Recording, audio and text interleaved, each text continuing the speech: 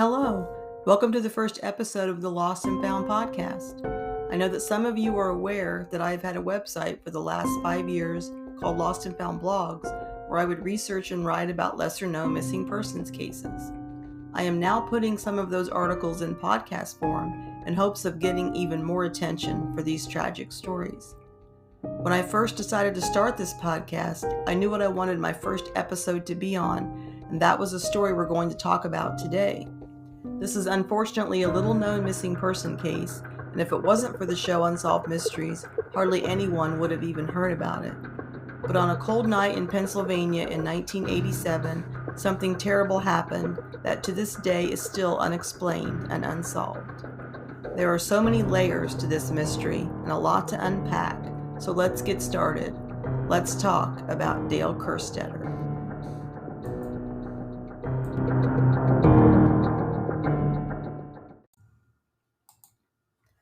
I want to start off by talking a little about Dale Kerstetter and who he was as a person before we get into this mystery. He had lived in the Bradford area his entire life, except for his stint in the Air Force. He started work at Corning Glassworks Factory in Bradford, Pennsylvania in 1959. He had been twice divorced and was a devoted father to 6 children. He was a musician in his free time and hardworking employee with a lot of friends and deep ties to the community. Dale and his first wife, Nancy, were married for 17 years and shared 6 children together. They maintained a good relationship after their divorce. I've spoken to Nancy on a few occasions in preparations for my articles and this podcast. She's always been very gracious and helpful in telling me about Dale and his past, and truly hopes to find out what happened to him. This story begins at the Corning Glassworks plant on Saturday night, September 12, 1987. Dale Kerstetter, who had worked at the plant for over 27 years, had been taking some weekend overnight security shifts in addition to his day job as a journeyman. He had recently endured his hours and pay being cut due to Corning downsizing and took those additional shifts to help make ends meet. Some people had lost their jobs and possibly even their pensions, so Dale was grateful he still even had a job there. He would arrive a little early for his 11 p.m. to 7 a.m. shift, as was typical for him. He relieved his friend Art Peterson from his guard shift. I spoke with Art Peterson Jr., and he remembers his father stating that Dale told him he could leave and then he would clock him out at the appropriate time. It doesn't appear that he did that, though, and when John Lindquist would arrive the next morning to relieve Dale, he was nowhere to be found. 36 years later, we are still trying to find Dale Kerstetter. When John Lindquist couldn't find Dale, at first he wasn't alarmed. He noticed that Dale's lunch was still in the break room, as well as his plant keys. He had concerns initially that maybe he had had a heart attack and was lying somewhere in the plant. Dale's truck was even in the parking lot with his keys in the ignition, as was typical for him. Inside was a day pack, Dale's holster, and a full carton of cigarettes. Everything seemed to be there except Dale. Corning seemed less worried about their longtime employee and waited until Sunday at 5 p.m. to even report Dale missing. Bradford PD started an investigation, but it seemed that Corning was less than concerned about their worker and more concerned about what it looked like for them. In fact, they weren't even sure that Dale was missing. The PD would soon bring in search dogs who would trail Dale's scent that led around the plant and led them to near the kiln. Volunteers searched the nearby Tuna Creek and the woods around the factory. A thorough search was also done around the 112,000 square foot facility. Dale Kerstetter was nowhere to be found. It was also revealed that Dale had to make hourly checks at various points around the building and phone it in, but the last one he appears to have completed is around midnight. Then, an astonishing 4 days after their employee went missing, plant manager Patrick Foley actually thought to do something he should have done as soon as Dale turned up missing, and that is to check the security cameras at the plant. What he would find on them would soon put a much more ominous tone to this disappearance. There were 3 security cameras aimed at different locations around the plant. Certainly not on the level you would find nowadays. The camera would show the 3 different camera angles and would keep switching to the different views. Patrick Foley would see something on the surveillance camera that would shock him. Dale Kerstetter was seen on the camera. but he was not alone. Less than 10 minutes into Dale's 11 p.m. shift, he was seen walking next to an unknown person wearing a mask. Of course, with the mask covering his face, no one could identify him or know if Dale had known who he was. At one point, the two are walking past one of the security cameras, and Dale appears to purposely look up at it. When Mr. Foley saw the intruder, he also wondered if something besides Dale Kerstetter could be missing from the Corning plant, and that is something valuable that they used in their processing. Something not everyone even knew was at the plant, and that is platinum. The Bradford plant made long glass rods for electrical resistors. Since platinum is virtually unaffected by the extreme heat of the kiln, it was lined with platinum rods. Platinum is also a precious metal considered even more valuable than gold.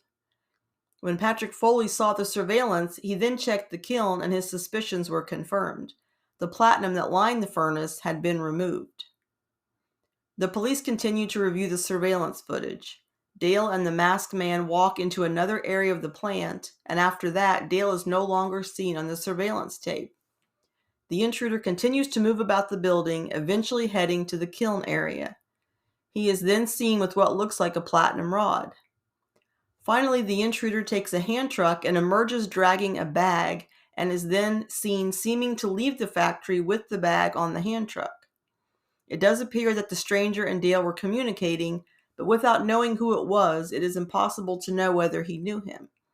It is also evident by the surveillance that a big portion of the time the intruder was in the plant, he was not with Dale. Dale is never seen on camera again, and is actually never seen again at all. Corning, in their now increasing disregard for their longtime employee, was quick to point the finger at Dale. Patrick Foley threw Dale under the bus, so to speak, when he was interviewed for the Unsolved Mysteries segment. He talked about how Dale had been disgruntled with the demotion and cut in pay during recent Corning cutbacks. He would go on and refer to Dale as very intelligent in a crafty sort of way, and insinuated that Dale was in on the theft, and his looking up at the surveillance camera was his way of flaunting his crime. However, Patrick Foley didn't address as to why Corning would have left the security of their entire factory to a worker who was so untrustworthy. The actual security at the plant also seemed to be an issue. There were times, one was just a few months before Dale went missing, when Dale's daughter Penny and a few friends would go to visit her dad overnight while he was at work. She said the door was never locked and they were always able to walk right in, so how the intruder got in that night is really no mystery. Chris D. Perry was also interviewed on the Unsolved Mysteries segment. He was the personnel director of the Corning plant at the time of the disappearance. Aside from Foley's obvious disregard for Dale Kerstetter's well-being, Mr. Perry did think Dale could have been involved, calling him slow and a marginal employee, but also recounted an incident where Dale did a heroic act years earlier. A forklift fitted with propane tanks had rolled under a stream of hot glass and, without thinking of his own personal safety, Dale jumped onto the forklift and drove it away before there was an explosion, very possibly saving lives as well as valuable property. There were a few supposed sightings of Dale, but they turned out to be false. One was on West Washington Street in the middle of Bradford, and another time someone thought Dale was stretched out and apparently reading near a railroad.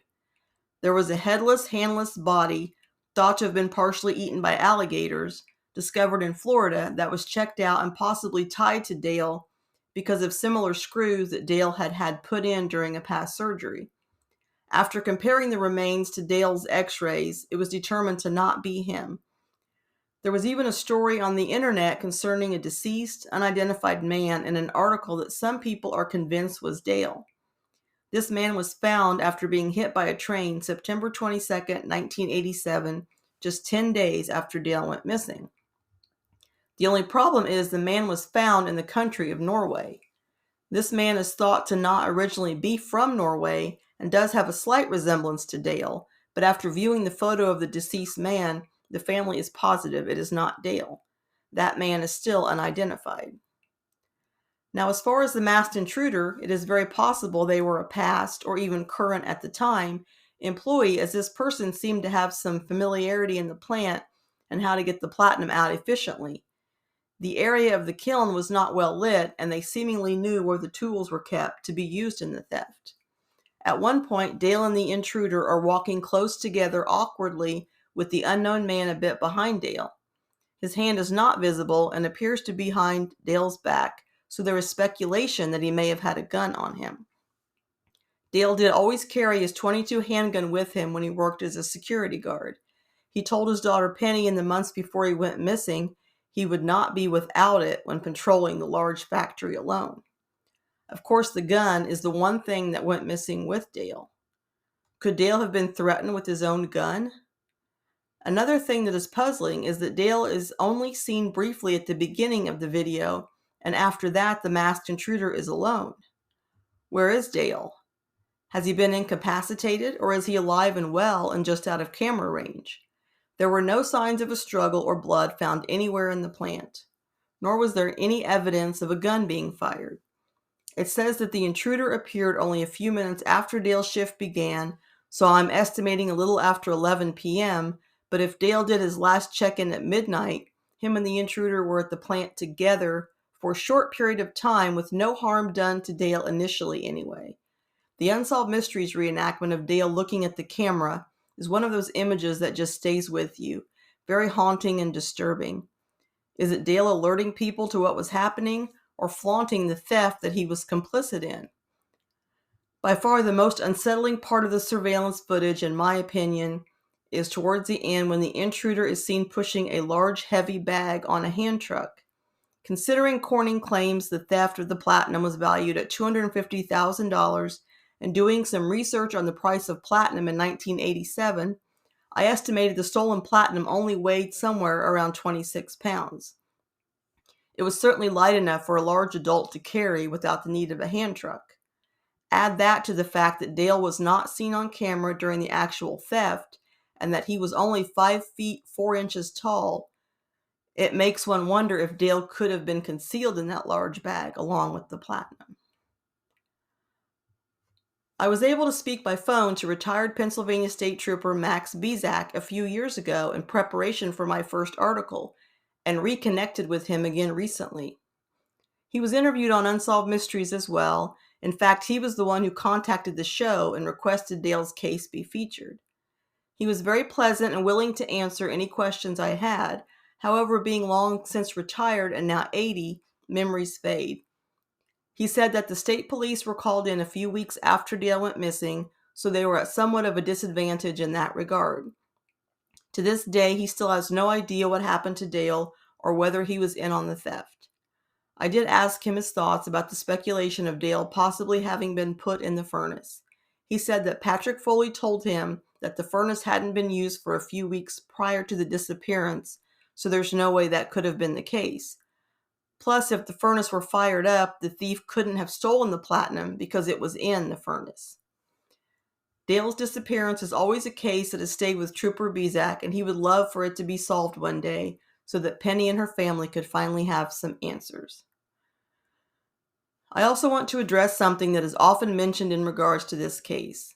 Dale was not heavily in debt, as is sometimes reported as a motive in the theft.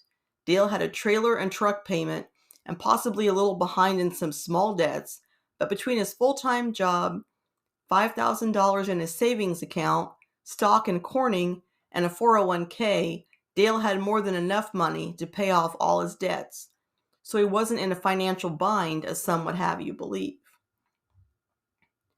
I do want to talk about an unsolved murder that happened not far from Bradford, close to the time Dale went missing. Of course, it is unknown if these are related, but it is noteworthy enough to mention.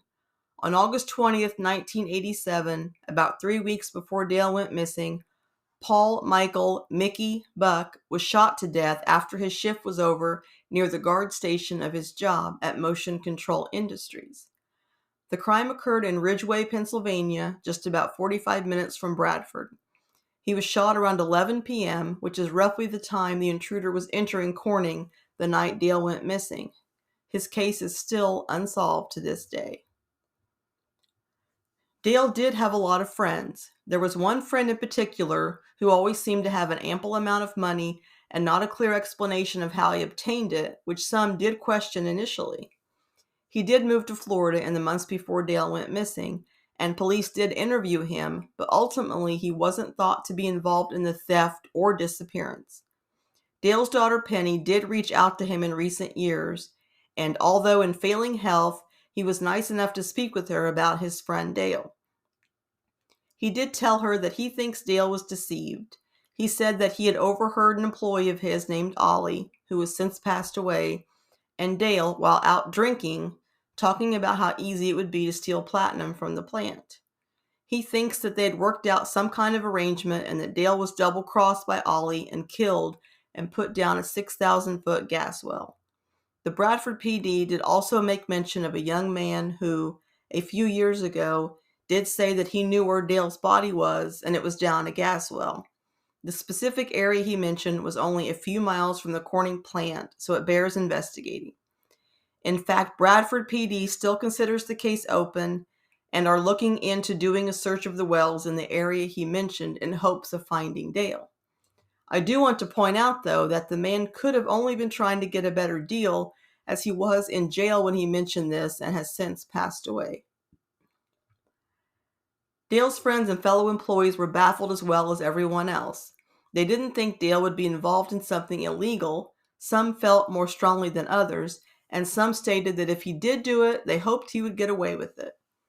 Remember, Corning was cutting employees' wages and possibly even pensions, so there were plenty of disgruntled workers out there to go around. In fact, I found an article in the Philadelphia Daily News just 4 days before Dale disappeared, saying that the Corning Bradford plant had been sold to AVX Corp and Vishay Intertechnology. There were also reports that a coworker of Dale's had been fired about a month prior to Dale's disappearance for stealing items from work. It is unknown whether he was interviewed by police or not after the platinum theft. Also remember that there were a lot of employees and even some residents of Bradford who knew there was valuable platinum in the Corning plant, so the masked intruder really could have been anyone. Another thing that was puzzling was the theft of the platinum itself. It is very valuable, of course, but it may be a challenge to fence. An attorney was quoted in a newspaper around that time as saying, "It would be hard to unload such an odd metal, so hard to melt into a saleable ingot. Only a dozen furnaces in the U.S. are capable of doing it. You'd have a better chance of selling Rolexes." The FBI was eventually brought in on Dale's case, and as part of the investigation, platinum dealers were interviewed and scrap dealers were searched within a 200-mile radius. It is also noteworthy that Bradford is less than 2 hours from the Canadian border, so there is a chance it could have been taken there and sold. No trace of the missing platinum has ever been found. 3 years after Dale went missing, one of his daughters tried to have him declared legally dead. She attempted this so his 2 minor children would be able to get part of his pension. Her request was denied as it hadn't been 7 years since he went missing, and there was no definitive proof Dale was killed that night. Corning has fought Dale's family every step of the way, initially refusing to pay out his pension benefits or life insurance proceeds to his minor children, as it couldn't be proven he was dead. Finally, in July of 2014, almost 27 years after he went missing, Dale's daughter Penny was successful in having her father declared legally dead. She was able to have his date of death listed as the day he disappeared, and even though Corning only paid a very small portion of Dale's pension to his family, they were also ordered to pay 27 years' worth of interest on the pension as well as interest on his life insurance proceeds. Corning would have been happy to never give any of Dale's family a dime, if not for Penny fighting them every step of the way. Penny has also looked into suing Corning for her father's disappearance. While lawyers agree it is a compelling case, they tell her there just isn't any proof he met with foul play that night, just as Corning can never prove Dale was in on the theft. When I published my first article, it brought some much-needed attention to this cold case. The local Bradford Era and Olean Times-Herald newspapers did publish an article referencing my blog and, most importantly, the disappearance of Dale Kerstetter. What some people don't realize is the footage seen in the Unsolved Mysteries segment is 100% a reenactment. The police have never released any part of the original surveillance tape, which is completely unknown given how long ago the case was. Having learned about the case and including a link to my article, Robert Delaware sent a Pennsylvania Right to Know Act request to the Bradford PD asking that the original surveillance tape of Corning on the night Dale went missing be released. It was at first denied, but after several requests, Bradford PD did finally relent and actually sent a copy of the surveillance tape, and it was put on the Muckrock website for viewing. After more than 3 decades, the actual footage of Dale Kerstetter and the masked intruder could be seen. Our excitement soon turned into disappointment as the video was in terrible condition. It was not the original, but a copy of the original, and in fact, it was practically unwatchable. The actual camera, I'm told by Max Bezak, had a layer of dust on the lens, and it appears no care had been taken to properly preserve the tape through the years, and it kept shifting to 3 different camera angles. Watching it in real time, it is hard to know what you are even looking at. It appeared to be another dead end. So in the end, the tape was released, but it wouldn't do much good if no one could make out anything in it. That is where our first guest comes in. Okay. I had known Mike West from the Unsolved Mysteries message board that I used to moderate. He has posted on there for quite a while, and he's a valued member of that community. He, as many of us, has always been intrigued by the Dale Kerstetter disappearance and was anxious to see the surveillance tape once it was released. Hello, Mike, and welcome to the podcast. Hello, thanks for having me. My pleasure. So what was your reaction when you first saw the actual surveillance footage when it was released? Well, honestly, I was really shocked at just how poor the footage was. I think we'd heard that a little bit over the years, but I was really shocked at just the shape that it was in. It was so bad, just dark, hazy, and flickering video. I mean, you can't even see a picture in a lot of places on it. Yeah. Okay, so what did you do to clean up the surveillance tape? Did you use like a special program? Well, basically what I did was I downloaded it, same thing as everybody else off the Muckrock site there, and I pulled it into Adobe software, which, people are familiar with PDFs or Photoshop, anything like that. They have video programs as well. I brought it into that, and essentially what it was we were looking at a combination of things.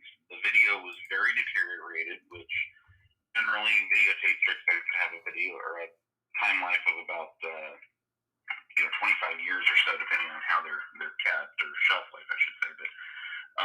But yeah, so they do deteriorate over time, and I think we're seeing some of that. The camera quality was poor to begin with for various reasons, and then there's also the possibility that any processes they may have tried to do on it at the time to bring out more detail may have since damaged it as well. At least that's what I've heard in that respect. But that being said, the first thing that I noticed was that for a lot of video for that time period, surveillance videos, what you'd see is time lapse. Basically, you're seeing just a few frames of footage every few seconds is how they would do it, just to kind of save tape space. And consequently, when you play it back at regular speed, which is how this was recorded digitally here, it basically is zips by really fast, so it's really hard to see. And then when you take into account the distortion, the flickering, pixelation, because I don't think it was actually transferred at the highest rate either. Yeah. But the first thing that I did basically was pull it in there and I slowed it down. Yeah. I'm using the timestamp that's actually on there that the camera puts onto the original video.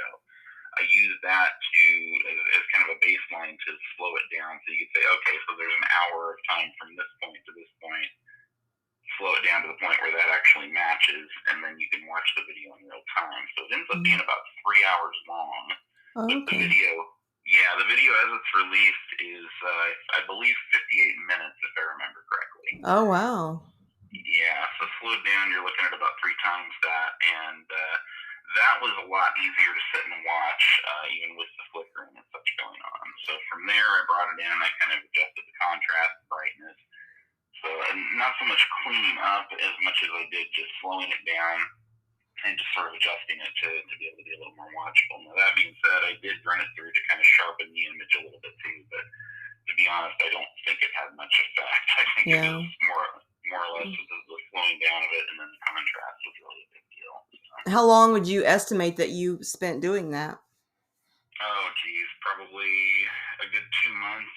Oh, Probably wow. 2 to 4 hours or so, maybe after work each night, and then maybe a little bit more on the weekend. Oh, wow. Pretty much an everyday thing, and Yeah. it was a lot of time spent on it.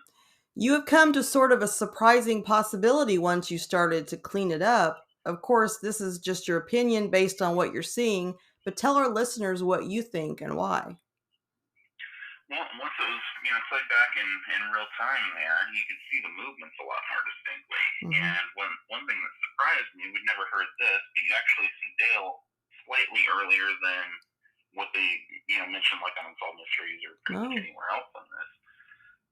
You see him at I think about 5 minutes before that. It's like 10:40, and forgive me if I don't have the exact seconds on there, but Wow. at 10:40, I believe it's timestamp. Mm-hmm.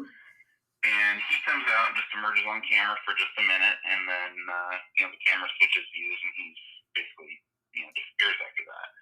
And then jump ahead to when he's seen with the masked man, which is about 5 minutes later. He comes in from one side, which is as you're looking at the screen, he comes in from the right side, and it's very dark and distorted, but it looks to me like the masked man comes in from the left side, like he's behind something or comes around a corner. It's very hard to tell. You just sort of see him kind of emerge there, Yeah. for lack of a better term. And anyway, the impression I get is like these two people just ran into each other. I don't get the impression, it was, oh, hey, let's, here we are, let's go do this heist now. That's Yeah. not the body language that you get from it.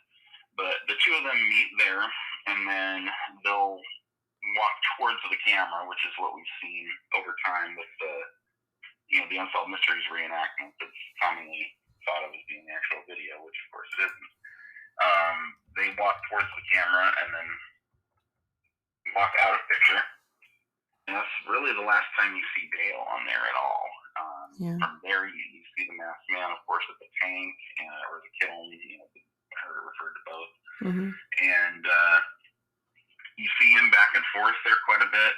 But getting to your question there, just after Dale and the masked man walk off camera, it's just a few seconds later, you see a masked man basically follow in that same path, those same footsteps that they just went through there. Mm-hmm. And given the time frame of it and what we can see at the factory floor, I don't believe it's possible for the one masked man to have walked off camera, gone all the way around, and then walked through again. Wow. And so even hypothetically, if you say Dale was in on the heist, why would this guy walk off camera, run back around, and then run through the camera again, basically? Yeah. It just doesn't make a lot of sense there. So, and if you figure Dale wasn't in on it, then Dale would have to have been subdued during this time, and then the guy run around and come back through. So that, again, it just doesn't make a lot of sense for it to be the same guy. So I guess the earth-shattering find there is really that there was quite likely two masked intruders that night. Wow. And that was a big deal because we never heard of any murmur of that prior to this. No, and it makes you wonder if no one ever really looked closely at this footage. I mean, no one ever even thought about that. But I think it gives more. Go ahead. Oh, I'm sorry. Yeah, the thing is it's watching it at the playback speed, basically, which is about 3 times faster. To be fair, that would be easy to miss. I didn't catch it until going back through that way, but yeah, it does leave a lot to be desired as far as how thoroughly they went through it. I mean, we obviously a lot of that hasn't been made public, of course, but I don't get the sense that this has really been combed through this finally. So. Yeah, and I think that gives more credence to the theory that Dale had absolutely no part in the theft. There were two intruders working together, both in disguise. Yeah, and to be fair, there's not really like I refer to it as kind of a smoking gun. There's not something where you see, okay, camera A and camera B simultaneously masked men on there. You don't see anything quite that definitive. But gaps in between and where the cameras were likely placed. That's one thing I've only determined where one of the cameras was placed definitively. Yeah. Still working on that, trying to find some information there. But given the time frames from those cycling through there, I don't think it's possible for it to be just a single mass band. There's a couple of points where it would be very difficult. And the one that I just described there, of course, would be almost impossible. Yeah.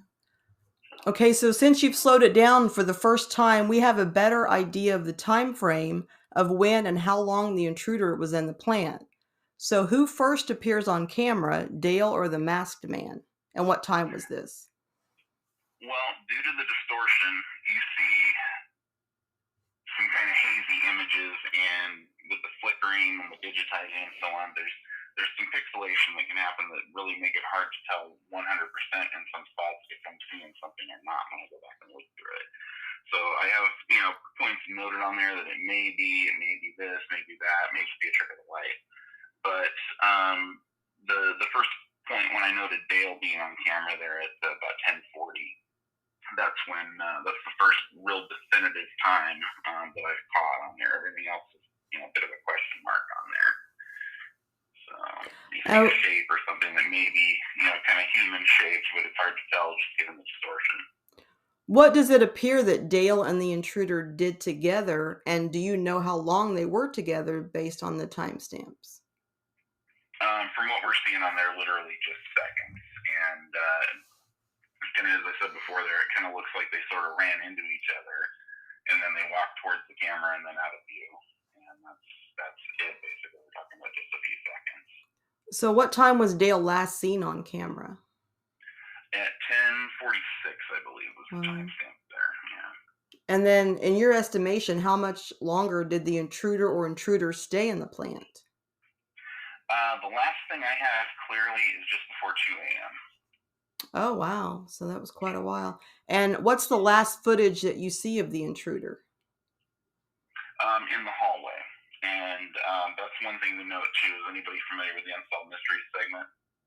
There's the dolly or pallet jack sequence or manual forklift, I think they refer to it in the segment. There's that. That is actually in a different space than they show on Unsolved Mysteries. It's you have camera 1, which shows the tank or kiln. There is camera 2, which shows the factory floor. Now that's where Dale and the masked man were seen, walking towards the camera and then out of view. And then camera 3 shows a hallway of some sort, which appears to be near one of the entrances or exits there. And that is actually where the pallet jack or manual forklift sequence is seen in there. If there's something in between that, it's not visible anywhere amongst the distortion there. Yeah. But you do see that forklift or manual forklift being taken out there, and then the intruder comes back in shortly later, a couple of minutes later, and that's pretty much it. You see him kind of go back and forth a time or two down that hallway, and that's it. I mean, after that, it just kind of goes to static, so I have no idea beyond that how much longer they were in there. Now, you actually traveled to Bradford a couple years ago. What was the reason for your trip? Well, just basically seeing the video, of course. That kind of brought about a lot of new interest in this case. Not that it, hadn't been popular in online circles, of course, for decades, but there have been some developments there, and I know you and I discussed, before about Penny, some of the circumstances that have popped up since then. Her trying to have Dale declared dead, for various reasons. Things like that, and then just information that had kind of trickled out since then, aside from the video. But the video in particular got me thinking, I'm like, we don't have anything that is new, showing all of this updated information. And my thoughts were, I dabble in video as kind of a hobby, and I thought it would be interesting to try to put together a documentary of sorts that kind of focuses on the video, the actual footage coming out, and then the trip to Bradford was more or less just to be able to kind of walk in, Dale's footsteps, so to speak, and sort of see the location in person, because that just gives you a much better grasp of it. You can look at pictures and footage all day, and you just don't get the full scope of what a setting is, until you actually see that. Now, part of Corning has actually been torn down, right? Part of the building? That's if you imagine like a large warehouse building, say if you were to imagine it portioned into four parts, there's probably about one of the middle quarters has been essentially removed, and then the remaining space at the end, which would have been the far end of the factory wall, that's more of a what looks like a kind of a large carport now almost. Mm-hmm. And I don't know if that's used for loading or what, but the entire building has been sectioned off more. It's, I believe, 3 different businesses now, if I'm not mistaken. I was able to get into a portion of it, talking to one of the owners there, and he was awesome, absolutely awesome. They're helping out and doing what we could. But and you were able to talk with a few friends of Dale's, right, to just kind of touch base with them. Yeah, that's true. Now with that, I was hoping to get into the main portion of the factory to really get a better idea of what the location looked like, even having been changed. But I did speak to some people there, and a lot of people, unfortunately, were a bit camera shy. Yeah. Didn't really want to appear, on an actual documentary, but they were, we were able to tell they had worked there. It wasn't just somebody, making something up. But there were several people we spoke to that actually, had worked at the factory or knew Dale. Yeah. Or both. And one gentleman in particular, he was very, very nice, and actually went over probably, I don't know, an hour and a half, something like that, phone conversation with me that I recorded. I wasn't able to meet him in person, but he gave me a lot of information, just kind of insights into Dale's personality, and then quite a few things that popped up that either supported things that I suspected already about how things probably went that night. Mm-hmm. And, kind of brought about some information there too, which was nice. So. Okay. Well, thank you so much for speaking with us, Mike, and thank you for all your hard work on this case. And we definitely look forward to seeing your documentary when it's completed. Yeah. I had to sort of change up the narrative a little bit from what I was originally planning, just based on the amount of footage I was able to get. But it is forthcoming. It's just, it may be a little bit. So. Okay, well, we'll stay tuned then. All right, thank you so much. All right, thank you. Glad to be here. All right, bye. Bye. Mike also wanted me to mention that after checking the times, that there is an image of Dale and the masked intruder walking off camera, and then 34 seconds or less, he sees an intruder, which makes him very confident that there are 2 intruders that night in the factory. I also want to let everyone know that I have some of Mike West's cleaned up images of the surveillance tape on my second article, Gone Platinum 2, The Mystery Deepens, that you can find at my website, lostandfoundblogs.com. With renewed attention being brought to Dale's disappearance due to the tape's release, I started to research a bit into other platinum thefts. I was surprised at what I found. In the years prior to, as well as after Dale's disappearance, platinum thefts weren't exactly rare. In fact, some of the platinum thefts even occurred at other Corning Glassworks plants. Granted, they were many years prior, but it shows that this incident involving the theft certainly wasn't an isolated occurrence for Corning. It does, however, appear to be the first one that involved a missing person. There were so many platinum thefts in the US in the time frame I searched, I can't possibly mention them all. Here I will list the platinum thefts involving Corning, as well as some other thefts either not too far from Bradford or fairly close to the same time frame as Dale's disappearance. Owens Corning Fiberglass Corp., Ashton, Rhode Island, December 1960. Theft of 15 hollow blocks of platinum used in the manufacturing process from a storage building valued at $150,000. Corning Glassworks, Corning, New York plant, January-February 1970.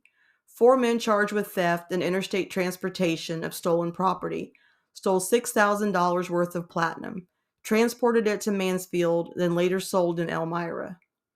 Corning Glassworks, Corning, New York plant, October 1970. At least $50,000 worth of platinum discovered missing. It was thought to have occurred in 3 separate thefts, and the third theft may have occurred at the Pressware or Fallbrook Corning Glassworks plants. Corning Glassworks, Danville, Virginia plant, July 1973. 2 men stole $158,000 worth of platinum. They put it in a steel box and sank it in a nearby pond. They soon retrieved it and buried it, but not before one of the thieves sold a portion of it to an undercover police officer.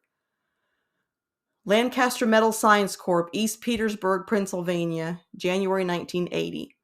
Two men tied up the president and vice president of the company and stole a bundle of platinum worth $100,000 to $200,000 and fled.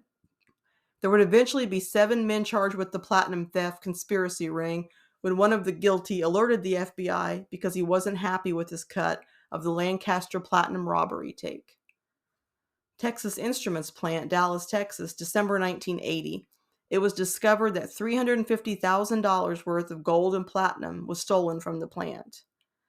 Darmet Corporation, Providence, Rhode Island, April 1985. 3 heavily armed men wearing black jumpsuits climbed through a skylight and stole up to $3 million worth of platinum. A robbery of platinum at that plant occurred in 1982 as well and is thought to be the same gang. Rocky Flats Nuclear Plant, Colorado, November 1987. FBI investigated $25,000 worth of platinum stolen. Johnson Matthey, Inc., Exton, Pennsylvania, 1990 to 96.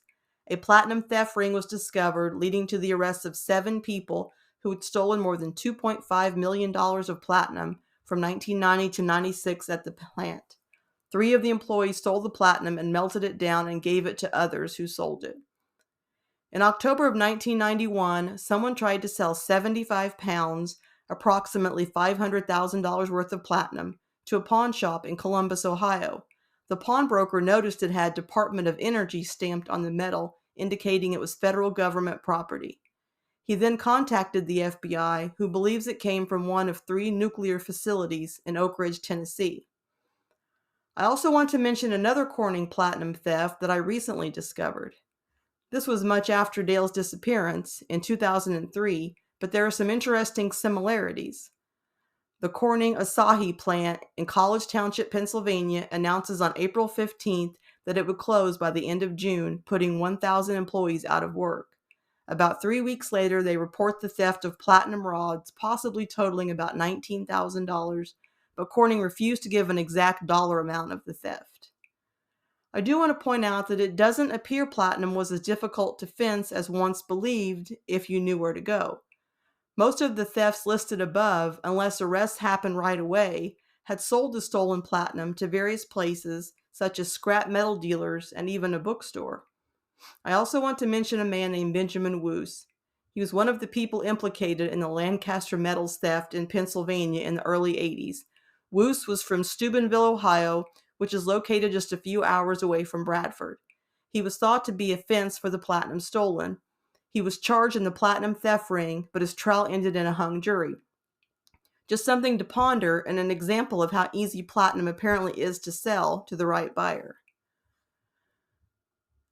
Another interesting development happened when Penny, with her tenacious pursuit in getting answers to her father's disappearance, did reach out to the Bradford Police Department as well as the Pennsylvania State Police. At her request, both agencies did agree to let her view the files pertaining to her father's disappearance for the first time. She was able to do that in October of 2019.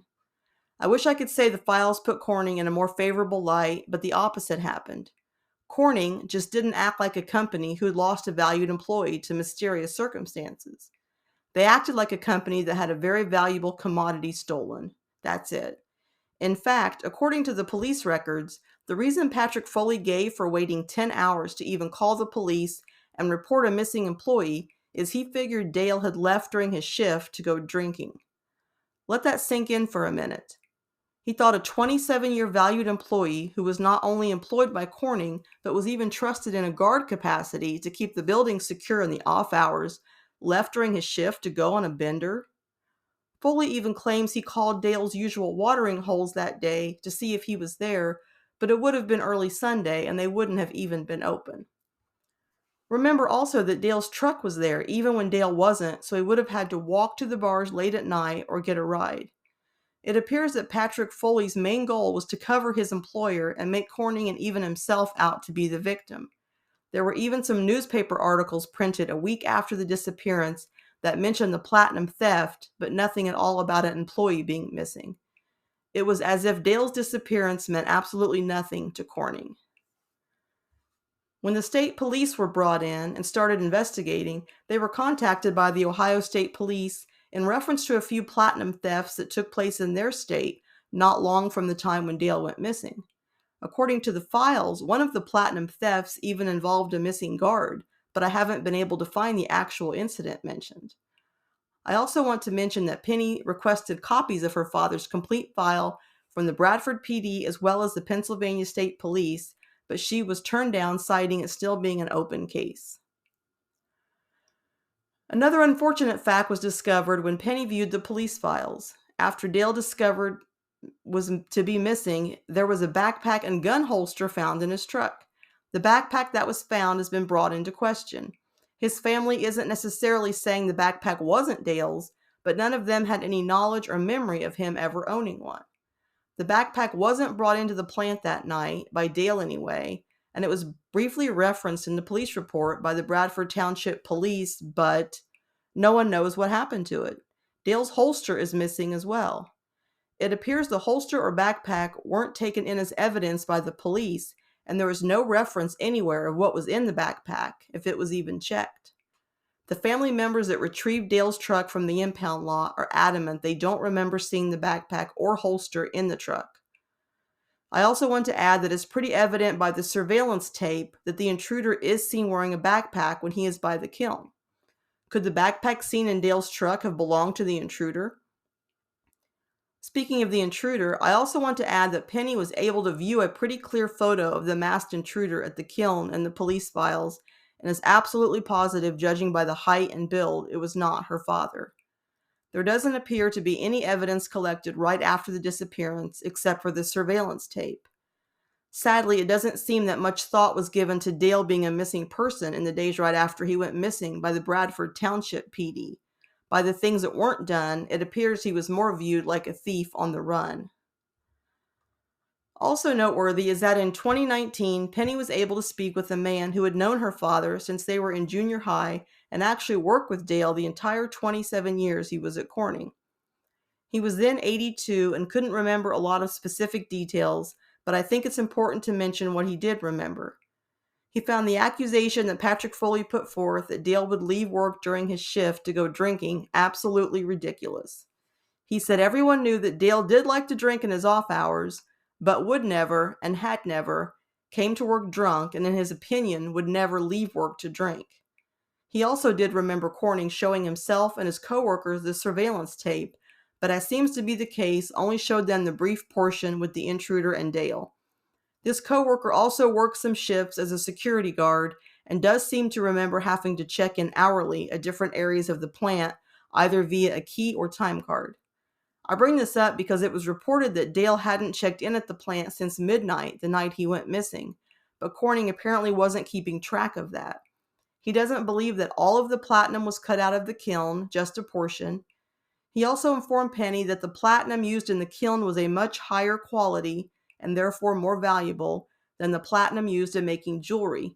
He said the kiln would heat up to 1500 degrees and the platinum used would have to be pure high grade. This may help to explain all the platinum thefts at plants where platinum was used in the production process. I learned that in the months between March of 85 and August of 87, platinum prices had almost tripled, which makes me now think maybe it wasn't an inside job. There are a lot of instances of employees stealing platinum in the thefts I mentioned earlier. Dale knew that factory inside and out, and if he wanted to cut the platinum out, he could have done it himself. He knew where everything was. He was also in the factory alone overnight and wouldn't have had any reason to bring in other people if he was determined to steal the platinum. Plus, in all of the other thefts that usually had some employees involved, no harm came to anyone, which tends to make me think the theft that Dale witnessed was much more serious and possibly carried out by professionals. My opinion on Corning is pretty evident as well. Based on their actions, or more importantly, lack of them, it's obvious they either never fully considered that Dale was an innocent victim, or were just more upset at the financial hit of the platinum being stolen to even care. Great lengths were taken to try to locate the platinum, but Corning, whose net income in 1986 was $177.1 million, couldn't even offer a reward to make it appear they cared about their missing employee. We also now know that Corning had at least 4 prior platinum robberies and yet still seemed to have very little security to let unknown people enter and exit the plant at all hours. Dale was also using his own gun while doing his security shifts, so that tells me that Corning didn't supply a weapon to their security guards. Also, according to Penny, Corning never reached out to Dale's family after his disappearance to express concern for his well-being or to offer to try to help to locate him. She showed up at Corning a day or two after her father disappeared, and it was business as usual at the plant. Dale left behind an ailing mother, a teenage son living with him, and 5 daughters who missed him, but Corning didn't care. It was easier to blame someone who had benefited their company for decades than to look inward and see how lax their security setup was with this theft and past thefts at Corning, and take steps going forward to secure not only their valuable commodities, but their employees as well.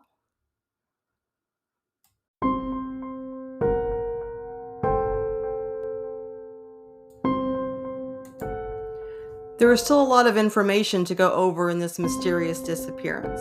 In our next episode, I will talk about some things that I have learned since my second article was published, as well as have an interview with a relative of Dale's that you will definitely want to hear. Stay tuned for Dale Kerstetter Gone Platinum Part 2.